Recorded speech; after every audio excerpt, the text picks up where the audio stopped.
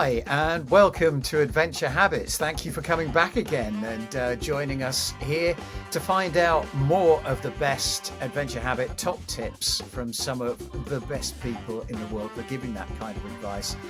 Today, I'm absolutely thrilled to be in the presence, although at a distance, from Lieutenant Colonel Mitch Utterback. Formerly of the Special Forces, and now with a whole range of things that we're going to talk about. In fact, I think, Mitch, you're one of the people that's been the hardest to pin down, even though you'd probably call yourself retired from military service. You're still the guy adventuring more than most people I know. Mitch, say hi to all our listeners. Good day, ladies and gentlemen, wherever you are. I'm very grateful, David, that you've given me this opportunity, and I look forward to sharing some of my background and perspective, because we always have something to share with each other that we'll benefit from. Yeah, and it's been so good knowing you over the last few years, Mitch. Initially we met via I met you first somehow, or you spotted our products first. We spotted splash maps. And took them out on a trip to Telemark, and that involved Matt Smith from episode 1 of the Adventure Habits podcast. Why don't we start there? How did that? Yeah, let's. So I am retired from the U.S. Army Special Forces, and I'm deeply indebted to those that have served before me, particularly my World War II forebears. A few years ago, I met one of the last surviving American Jedburgh operators. And Operation Jedburgh was a collaboration between the Special Operations Executive and the Office of Strategic Services during World War II to parachute 3-man multinational teams into France to advise and assist the resistance. I read a book by a retired Special Forces officer, The Jedburghs, and the back of the book talked about the characters that he had mentioned, and it said Bob Kehoe, who was the radio operator on Jedburgh Team Frederick, lives in Boulder, Colorado. And I said, wait, I'm in Boulder, Colorado. Yeah. So I contacted, I cyberstalked him and figured out that he must live in this assisted living facility, and reached out to them. They put me through to his apartment. And the day after finishing the book, I was at his apartment visiting with him. He showed me his silk escape and evasion maps that he had been issued before parachuting into France. Yeah. And I thought, wow, what a great thing. I wonder how we could get these reproduced, or I wonder if somebody is making reproduction escape and evasion maps. And I Googled that, and there you were. Do that? David Overton, splash maps. So that's how, ladies and gentlemen, that I met David. I just sent him an email and said, wow, what a great company. Nobody is doing this. Let's talk. And had some ideas. I also was, prior to what I said, interested in World War II history and then commemorating those that have gone before me. And that's how I found out about SOE Expeditions and Matt Smith.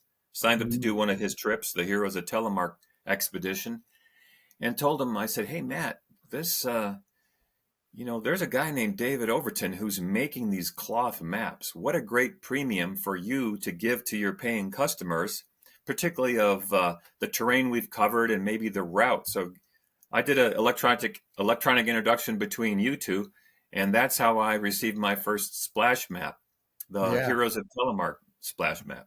Brilliant. And, we met Matt Smith just last week at the We Have Ways Festival, a fantastic World War II kind of memorial event that happens every year. It's absolutely crazy event. We all go camping, and there's actually a lot of guys that come across from the United States as well, where your reenactments of the Normandy landings, for example, are actually almost scale 1-to-1. It's just as many landing craft, just as many. You get the impression of the Mulberry Harbours hoving into view and all that sort of stuff going on. That's neat. But it's great to see Matt there. Just the right place for him. And that Telemark mission, that was a real test. I mean, that's skiing massive distances. So lots of snow, lots of cold, using the old refuges that they used at the time, That's I right. guess. Yeah, the ones that have been rebuilt, the Germans, as they pursued the heavy water saboteurs, destroyed most of the huts on the Hardangervidda to deny them safe haven. That's something that you do. You deny your enemy safe haven. And there's a reason why the Hardangervidda is used by polar explorers before they head up to the North or South Pole because of the harshness of it. So, Yeah. yeah, that was just one of their scorched earth tactics to try to track those guys down, which they never did. Yeah, I mean, extraordinary times, and the whole of that story, the nuclear ambitions of Hitler was just like a fog to me until I kind of got involved in this strange map project, and absolute delight that the product went down so well with you guys, that it survived the trip, and that our association with SOE has been much strengthened by that as well. So, Great. Mitch, personal thank you to you for getting us involved in that whole area of battlefield guiding, I suppose, Yeah, retracing the steps. is, So, isn't I it mean, something a Yank in Colorado, USA can connect some guys in the UK who have shared common interest, and now there's a collaboration between you and SOE Expeditions. I'm happy to have yeah, been the catalyst for that. yeah. I guess there's almost no surprise when you think about your background as well, though, in the special forces in the United States. Yeah, I mean, the fabric maps must be a kind of regular thing that you use there, and I know that you're now involved in the training, the what's called the Robin Sage event. Um, and I guess you guys are quite used to using that sort of product. Just tell us a little bit about the Robin Sage, and how you give your guys the edge Well, in that whole exercise. that is the exercise at the last 2 weeks of the year-long U.S. Army Special Forces qualification course. And you can go on Google it and read all about it.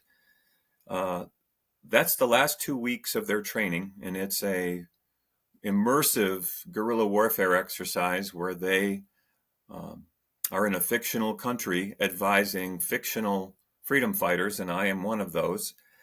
And there's plenty of opportunities for talking about where we are and where we have to go. There's daily requirements for land navigation, and there are some scenarios that present themselves where it's really critical to know exactly where we are, exactly where this is.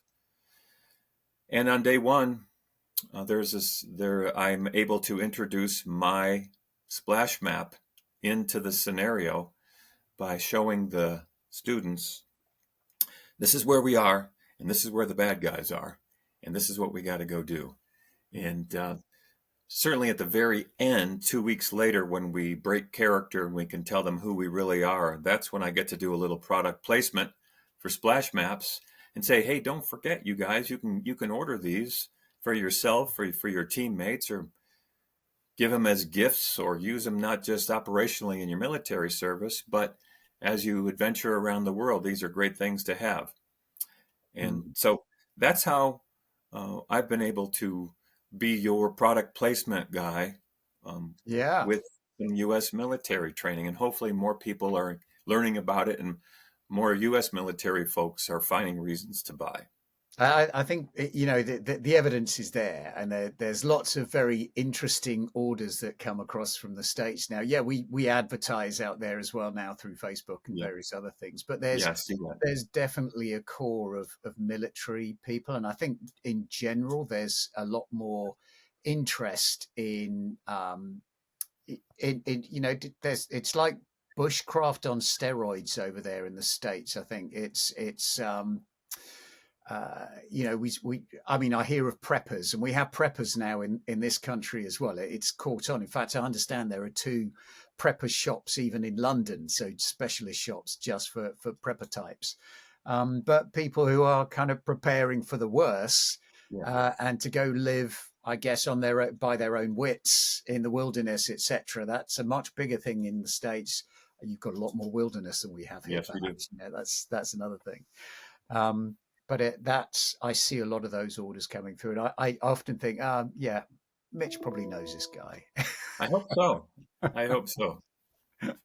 Well, fantastic, fantastic. Well, look, Mitch, you know what this podcast is all about, and we had a quick pre-talk, and you wanted to bring your habits in sort of fairly early into the game here. So we were wondering, as someone with your background, as someone who pursued adventure all the way through their career, must have been inspired by it early on as well. Um, what are the adventure habits that you have? And, we're just looking for five of these things. What's your first adventure habit? Okay, I'm going to having sort of a military mind still. Mine will be easy to remember. There's three P's and there's two C's. So the first habit is to determine the purpose for your adventure. Why are you going to go do something? What has been your decisions that led you to decide to do this? And some people don't have a purpose. They are spontaneously deciding they want to do it. I would advise against that. Mm, I would connect with the reason why you are doing something. And they could be something like, I need to clear my head and do something solitary and leave the world behind. So that could be a purpose. mm, One purpose could be, I am not getting any younger, and this may be the last opportunity I have to go do this. I always like to connect the purpose of my adventure to a cause greater than myself, whether it's a service cause or a memorial cause, as indicated by the trips I've done with SOE expeditions, or a trip that I did on my own in December of 2022 commemorating Operation Frankton, which is also kind of known as the Cockle Shell Heroes. Did my own 80 years to the day that they launched from the submarine HMS Tuna. I did a solo 90-mile kayak paddle in a folding Klepper kayak, followed immediately by a 100-mile hike, which is what the two survivors did to get to the link up with the resistance. yeah. So my adventures are connected to people that have gone before me, as you heard me say at the beginning, my forebears, particularly in special operations internationally, not just American, so that I can do something and honor them, but also push myself and get into the outdoors. But if you've connected your purpose to other people that have gone before you, you kind of carry their motivation and their legacy along with you as kind of a secret weapon, something extra that propels you. You may reach a point where you're thinking, damn, this is hard. Why am I doing this? Well, guess what? You are not facing capture, interrogation, and execution by the Germans. You Yeah. should you should keep going. So my first P is, what's the purpose for doing it? And I know people that have climbed mountains, but I would never climb a mountain just because it's there or because I've always wanted to.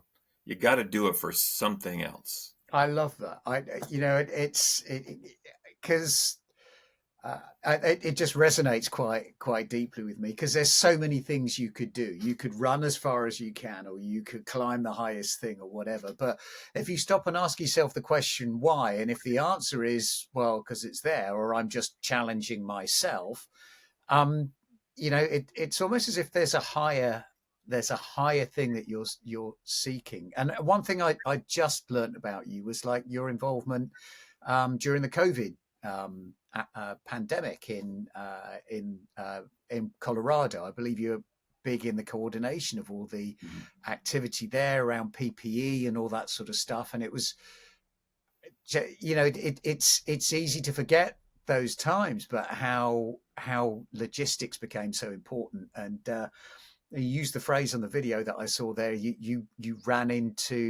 heard the gunfire and you ran into it, sort of thing. And it's a similar sort of thing, a purpose higher than yourself. Yes, the idiom is run to the sound of the guns or run to the sound of the cannons.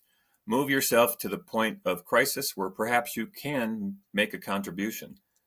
Yeah. Mostly figuratively and sometimes literally, people are running away from the sound of the guns. If you have the capability, the capacity, the training, and the just period, the ability to move to the sound of the guns, go there and make a difference. Yeah. Yeah. I think that's great, and I hope it hasn't stolen from one of your other habits. But No, no. I Let's. think it fits My in well. next adventure habit is to plan. The Okay. second P is plan. Plan where you're going. Study the location. Okay. Here we go. Here's a connection. Make sure you have appropriate mapping. Okay. Okay. Yeah. I'm sure our listeners could identify with that.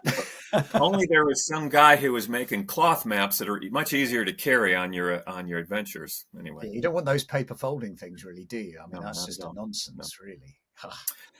Plan where you're going. Yeah. Plan what it plan how you're going to travel there. Plan your travel. Yeah. Plan your routes. Back to the maps. Not just plan your route. In other words, what cities do I want to fly through on my way there if I'm traveling internationally? And what cities do I want to avoid? And what airports do I want to avoid? I have some that come to mind that I have been there once or twice, and I now make sure I route away from them. Yeah. Um, Also, the planning, many times we hear of people being rescued because they only had on flip-flops, carried one bottle of water, they were in a t-shirt, and the temperature dropped to below freezing. It was warm and sunny when they started, but then it was snowing and raining, and they needed rescue. Please plan logistically for your travels. Yeah. I And mean, another part of the go ahead. so I was just thinking that part of this, part of the inspiration for this podcast is actually the 7 Habits of Highly Effective People, and that's a book I swallowed when I was very small. Um, but it's now, it's something that resonates so many times, and the planning is almost like your first experience of the adventure. It's like I've actually forgotten the phrasing from the book, having mentioned it, but Hmm. it's like your first taste of the adventure is actually a decent plan, and Yeah, then you get to live it. So right. you get to live the whole thing twice, effectively. You got to plan, and that's certainly my military background, saying you got to have a plan. Um, but really, always the purpose. Like, why are we going to do this? Because your purpose will always carry you through the rest of the steps. And also, with regard to planning, is if there's a history to where you are going, please learn about that history. Please learn of the land, the people that lived there before, what happened historically in the past. Well, I guess that's kind of an unnecessary. That's a tautology, isn't it? What happened, the history of what happened in the past. Um, Yeah, you can redefined it there. yeah, but That's knowing a little understanding bit. the culture and understanding the background of these people, and that actually even the shape of the land and what you find in it too. Yep, well said. So The third P is to prepare. No, it's different than planning. Preparing is preparing yourself physically. okay, yeah, Preparing yourself physically, and also preparing your equipment. Yourself and your equipment must be prepared together. If you're really doing something extreme, like a Operation Frankton solo kayak paddle followed by hike, or you're going to ski across the Hardangervidda, or commemorate the only U.S. mission in Norway during World War II, Operation Ripa, yourself and your equipment have to be prepared together through rehearsals. You have to take your gear out and as close to the conditions that you will be in and work with it. Find out, are these the right gloves? Are these the right glacier glasses? Are these the right skins for my skis? How yeah, much how much don't I need to carry? If you don't prepare, you won't be physically able to enjoy as much of a hard adventure, and you may have brought too much equipment that you've just lugged on your back or pulled in your sled. When if you would have prepared at home, you would have realized I can get by with just one pair of wool pants. I don't need two. So the preparation includes, as we say in the military, full mission profile rehearsals, full scale rehearsals of what you are going to do. So this is a one-to-one scale experience of what you're about to experience. Yes, when I prepared 3 different days, not sequentially, for my Operation Frankton paddle in December of 2022, where I paddled all night, was out for 24 hours, paddling, setting up a tent, doing everything that I needed to do, and I learned a lot from those three days of rehearsal that I thanked myself for when I was on the actual mission. That I'm so glad that I practiced doing this before I just got dropped off here in the water and started paddling into the darkness. So prepare yourself and your equipment. If you're going to do it with people, I would strongly recommend you don't meet them at the airport and start doing it from there. I've done adventure racing. The Raid Gauloise and the Eco Challenge adventure races were quite popular in the mid to late 90s. And it doesn't work so well sometimes when you haven't trained with your teammates before you are doing something quite difficult. People under duress, as you know, the veneers of civilization quickly peel off, and they are finding out more about who they are, and you're finding out more about them as well. It's best if you could get down to those raw levels of humanity with each other if you've practiced together. So preparing your teammates is a way. I recommend that. Prepare with your teammates so you get to know each other. I think that counts for a lot. I mean, on this podcast as well, we've had the Cockle Shell Heroes, or CS22, who do that. Yeah, I follow those guys. And it is superb. Hearing that you did it on your own is quite mind-blowing. I mean, when you consider that the head count from the original mission, setting off on what were prototype canoes at the time in the Second World War, there were only 2 guys out of the 12 that made it down to actually plant the mines on the ships. It's an extraordinary headcount, and the majority of them, as I understand it, were wiped out by kind of natural causes. It was being caught in breakwaters and big waves and basically drowning. Yes, that's a very critical mission in terms of remembering. There weren't that many effects from the mission, but the plan was for six kayaks, 12 men. One of the boats ripped coming out of the sub, so only 5 boats launched. Ultimately, 2 kayaks, 4 men placed their limpet mines on German shipping, but ultimately only 2 men, 1 boat. Hasler and Sparks were the only men to make it 100 miles to the village of Ruffec, meet up with the resistance, and get into the rat line all the way across the mountains of France and Spain to Gibraltar and then back to the UK. Yeah. So I thought about all of them while I was doing that, and that quite helped me a lot. Yeah. I did it in the States. I did it here in the US in a body of water that was still had commercial navigation on it. So it was quite sketchy at times, but I do think I'm the only North American to do an Operation Frankton commemoration on the 80th anniversary, and I did it solo because it was harder that way, and I really couldn't find anybody else to do it with me.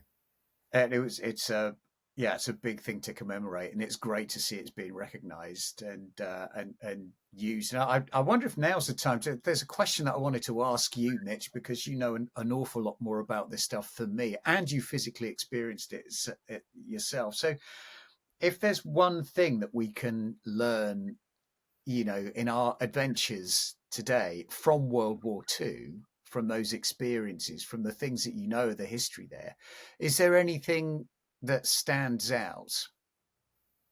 Yes. We have a capacity to suffer that we don't recognize. Those men and women of 80 years ago, had motivations beyond what we can consider now: captivity, torture, execution. They had extra motivation. They were able to do it. They pushed themselves. Hundreds and thousands of stories will never be told of men and women pushing themselves beyond the limits of human endurance to accomplish something, whether their own survival or an important mission.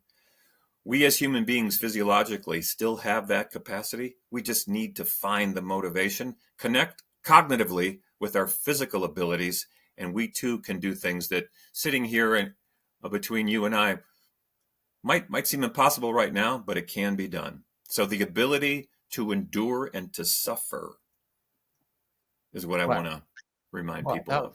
That was great. That's such an epic answer to a question I just sprung on you there. That's yeah. I mean, well, I think about it. You got a lot of time to think about suffering when you're skiing the Hardanger Vita or paddling for Frankton's memory. Yeah, yeah. Also, last thing in preparation is to look at has this trip been done by other people? Are you crossing a polar region or the Hardanger Vita, or are you sailing a small boat across the Atlantic, following the routes of the Norsemen? Read somebody else's autobiography, read the book, or read somebody's blog, or just study up on how has somebody done this before, because there's a debrief, there's intel to be gathered on their successes and failures and their tactics and the techniques that they use. So I would recommend that you look at if somebody's done this before, read about what they've learned, and add that to your own preparation. I love that, because you can, something's sufficiently autobiographical, you can actually pick up on the mental game behind the whole thing as well. I've just finished reading Jamie Ramsey's book about a long run that he did solo from Vancouver down to Buenos Aires, so 17,000 kilometers, all the way pushing this three-wheel buggy in front of him, because there's no other way you can do it. Marathon distances every single day, and an impossible task. And I thought what was fascinating about that book, and I'm determined to get him on this as well, is that, you got some of that mental process through. He got that across, but at the same time, you're thinking, yes, and on top of that, he ran a marathon distance today, and he went through all these other hardships, and it's the hardships that make it into the book. The running a marathon every day seemed then to become the base level. So not really worth talking about. So what were the other hardships that happened as a result of running a marathon every day? I'm interested to ask you, what was the purpose of him doing this? The first P, my first habit, purpose. It was a lack of direction. It's definitely a lack of where he was. I mean, he had a very successful job in London, was having a great time, but was just spending his time drinking and having a great time. And it just cottoned on him that wasn't enough.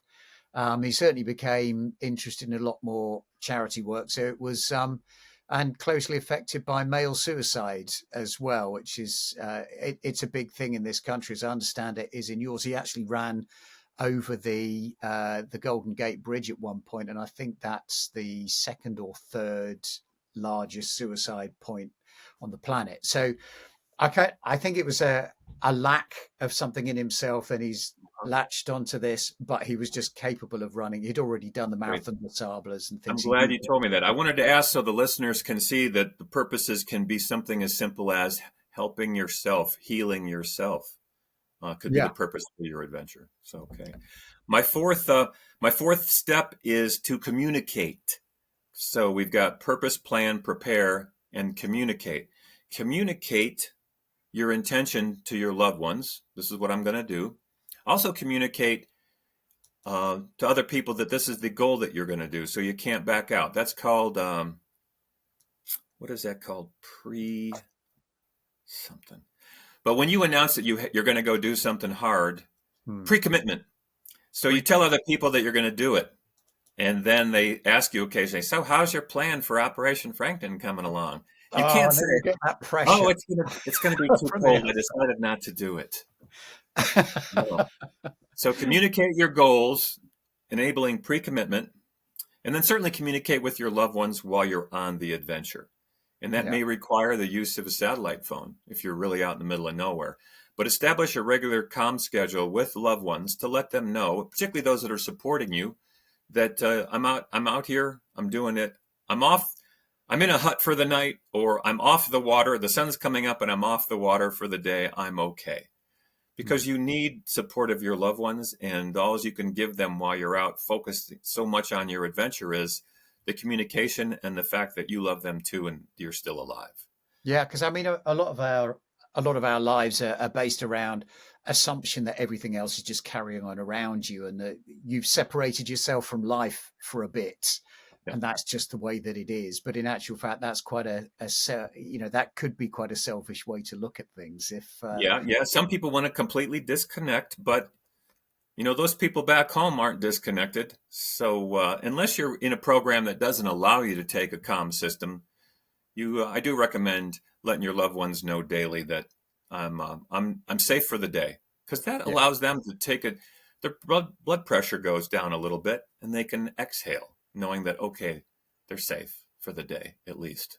yeah, and that's why it's a good idea to take a phone with you, but use the battery for essential purposes rather than following Google Map dots. Oh, definitely. Keep it turned off and turn it on like a radio. Turn it on, make your comms, turn it back off, save the battery. And then also communicate with your teammates underway. If you have teammates, communicate with them. And that is just ski up next to them or hike up next to them. How you doing? I know you're walking a little funny. There's something bothering you. You got a hot spot on your foot. We can stop and take a break and have a look at that. Just talk to your teammates, communicate with them genuinely, not just say, "Hey, come on, everybody, keep it going. We're doing a great job." That's not communication. That's cheerleading. But Yeah. talk to people and check on them while you're underway. And then the fifth habit is connect. Connect. And that is connect. You brought it up a little bit. Connect with the people, if possible, where you're at. Mhm. Connect with the history of what you're doing. Connect with the culture surrounding you. And also connect with what you are experiencing. There will be days when the northern lights are visible. There'll be nights when the northern lights are visible. Look at them. Look at that sunset. Look at the shimmering, the light on the water on those waves.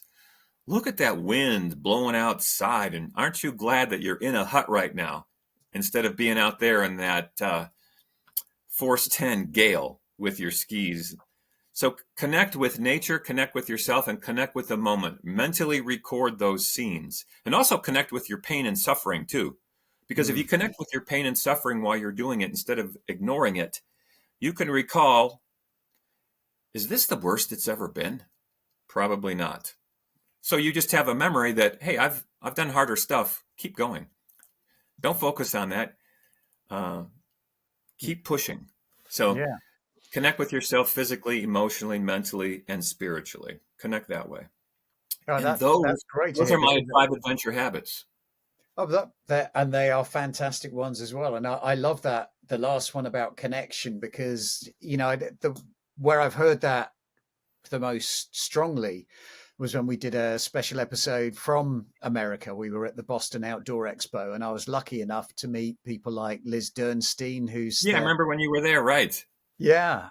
Well, she ran the Appalachian Trail. She was running about she was running plus marathon distances every day all the way along the Appalachian Trail and did the whole thing in something like 45, 50 days. It was a crazy distance in a crazy amount of time. And she's a lot about connectivity, and just, yeah, and she's extraordinary. She's an extraordinary musician as well. It's just everything rolled up into one person there. Um, but yeah, she holds a lot of truck by just observing nature Yeah. and getting into the scene. And I guess that's partly what connection is, connecting with the whole Yes. environment around you. And there's I think there's 4 outlets to plug into, and that's connect with your mental self, connect with your emotional self, connect with your physical self, and especially your spiritual self, because there's quite a few epiphanies that are waiting for you spiritually when you are out on a serious adventure. And Yeah. I would like people to be cognizant of all four of those, as I call them, pillars of existence, the four pillars of existence, and connect with them daily. Wow. So, I mean, on the spiritual level, what might that look like? It will feel like uh, you may be you may be above tree line, and the wind is blowing in a way that you've never heard, but you feel something that's not hypoxia or acute mountain sickness. You feel something different, and you Yeah. say to yourself, "What is that?" And I have said aloud or heard people around me say, "We are in the realm of the mountain gods," or "We are closer to heaven." So Yeah. you will have feelings where it almost comes from outside you, and you will acknowledge it and think, wow, these trees form a cathedral. This is a spiritual experience right now. Or I'm sitting here on this rock feeling the people that have come before me. I'm feeling the energy from the spirits in the land. This is an important spiritual moment. And acknowledge and connect with it. And whatever your faith is or your belief in a higher power, acknowledge it, because you will receive communication while you're out there doing your great adventures. No, that's fantastic, and it's great to hear that. Coming from a military man, quite often it's easy to think it's all about methods and processes to go in place, but there's something beyond all of that, and that's almost where you started your habits as well. That to determine the purpose, and Hmm. in a lot of the cases we've talked about it's people looking for a higher purpose in what they're doing in life, and that's a big enough reason to get started in it in itself. Right. So I love it. I'm just going to recap them for you Please. in the way that I see it. Rather helpfully, you did the first three, starting with the letter P. So the first P we've got is purpose, and that's Hmm. as we discussed, have a purpose. If you can have a purpose that's bigger than yourself, then you're much more likely to get something from it. It's much more likely to be the thing that you need to do to enrich your life. Uh, Excellent summary. Yes. and that's what adventure is about. I mean, we want people adventuring more because we solidly believe it will improve their lives. And then plan where you're going. Of course, there's quite a lot to do with maps there, but there's actually quite a lot of deep learning about places. We even talked about reading biographies and things to try and Hmm. get yourself under the skin of a place, but understand the history of it, etc., and prepare yourself. That's the next P, so that you have a full and you even do a full scale experience. So you'll plan it, which is like the first creation, and the second creation you do all your training, which actually gets Hmm. you into the exactly the same circumstances you're going to be in. Then you actually do it, and I guess that means the way I look at it, that gives you confidence. That's the thing that says, yeah, I can do this thing. Yep. um, and then the fourth one is about communication, and that's not just with the people in your immediate environment. Make sure you connect with them before the events as well, and make sure you keep a strong communication with those back home. But yeah, preserve that battery life and don't waste it on frivolities. That's right. Well said. And then the final one is to connect, and that's historically. I didn't pick up all those four things. I picked up the mental, the physical, and the spiritual. You had a fourth pillar there as well, Mitch. Emotional. Emotional, of course, yeah. Um, and if you are going out to experience those things and can connect on all those four levels, then that is the real sense of adventure, isn't it? That's right. Oh, fantastic. My apologies. That was someone trying to phone me in. But there we go. So we've got our five habits. We've learned a lot about you as well, Mitch. I mean, one thing that the listeners don't know about yet is that you are actually very active at the moment, or the reason you've been hard to get hold of is you've been involved in an awful lot of the emergency events that have been happening in the States at the moment. So we hear about floods over here. We hear about droughts causing fires. I mean, what are you much more deployed these days, and what do you get out of that work? Well, I work part-time in emergency management, mostly on wildfires in the western United States. I'm part of a team that commands and controls the response. I'm not a firefighter, but I'm part of the leadership team that manages the response, sort of like a military headquarters. And it's busier in the summer, obviously, than it is in the winter. I've already spent much of the month of July up north of Fairbanks, Alaska, working with my team on a wildfire up there. So it's just another way to continue to serve. It's finding another purpose to give back of yourself, of the skills and the professional background that I accrued while in military service translates well to emergency management here in the States. And you saw a little bit about that in the COVID response interview you saw me on. Yeah, that running to the guns Hmm. experience again. And so has it been a particularly harsh year in the States, or is this like is Nope, it not particularly harsh. My team has gone to two wildfires this summer. There's been years where we've gone to five or six or seven in a summer. Mm, But nature always gets a vote, and we've had terrible wildfires in the first few days of January in Colorado. So we stay ready, and I make myself available as much as possible to go do that. And those emergency management deployments are only 2 to 3 weeks long at a maximum. It's not yeah. 6 or 8 months or a year overseas. You're typically in your own country, and it's still very meaningful work. Yeah, it is. It is, and we've got other customers that were involved in the Texas flood as well. That was quite a big disaster that happened there. That seemed to involve quite a few people who were well equipped with our maps, which yeah, we're happy Mhm. that they were there for them at the time they needed them. So that was all great as well. Well, Mitch, is there anything at the moment that you want to draw our listeners' attention to that that's big on your radar? Well, I want to. You asked me prior, are there any shout outs? And I'll just drop some names so people can look them up on their own. And one is SOE Expeditions. So that's Matt Smith's military themed adventure travel company, World War II special operations travel company. Please check out SOE Expeditions. Something else globally, I would like people to look into Outward Bound.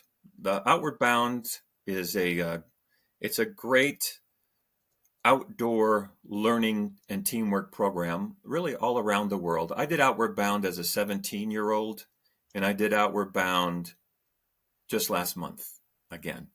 And so Yeah. that's a way to continue to learn how to serve, to strive, and not to yield, which is their motto. So that's Outward Bound. Please look up Outward Bound. And then the main philanthropic organization that helps veterans that I'm associated with is the Special Forces Trust.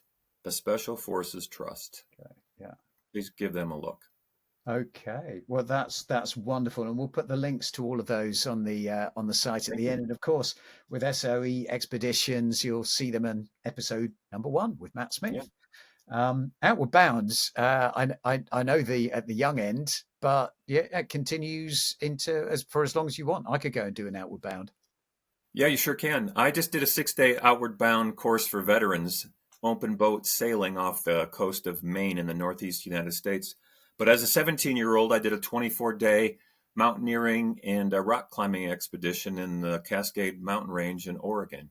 A formative event of my young life, and it provided me an azimuth for the rest of my life. So I just went back and did something I've never done before, and that's another thing I'd ask people to do with regard to adventure is find something you've not done and then go do it. I'd never sailed on an open boat, in open water with other people.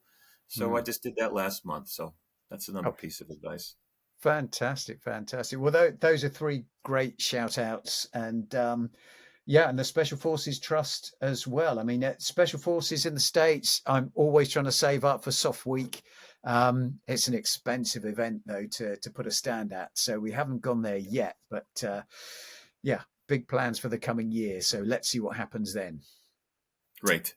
Well, Mitch, I just want to say a huge thank you for taking your time out for us today. I know it's really busy.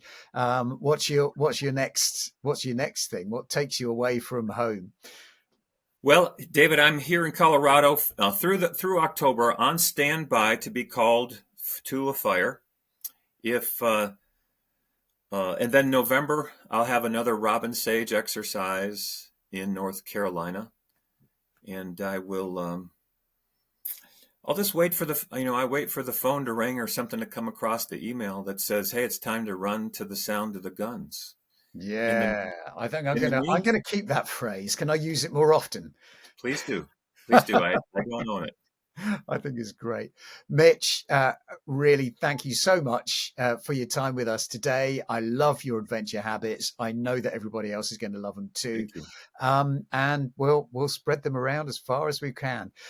So please, everyone that listens to this, please like and share with everyone that you think might benefit from those 5 fabulous adventure habits from someone who I think you'll agree has got a tremendous amount of wisdom and experience of outdoor adventure and military training. So Thank you.